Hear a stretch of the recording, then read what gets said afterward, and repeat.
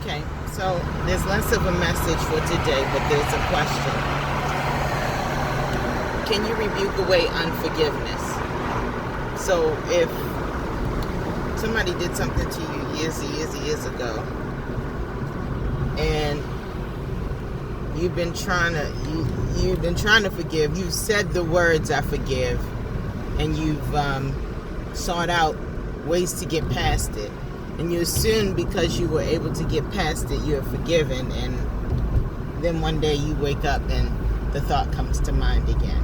I take that as the enemy trying to remind you of why you mad.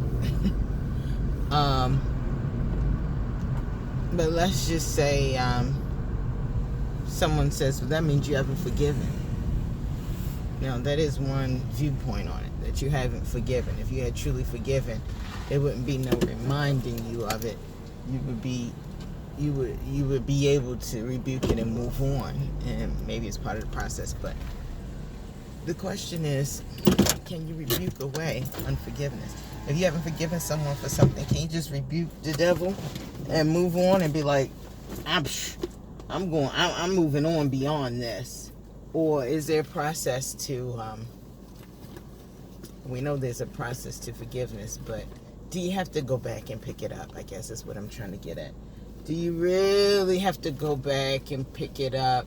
And even if you don't pick it up, do you have to go back and deal with this thing that you're trying your best to get past and either act like never happened, but it's not working because it keeps coming up, and because it jumps out of your throat when you least expect it, and because you just know you haven't really gotten past it.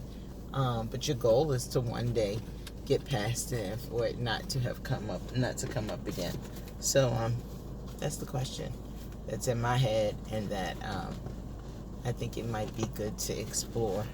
So less a discourse on it, and more an opening.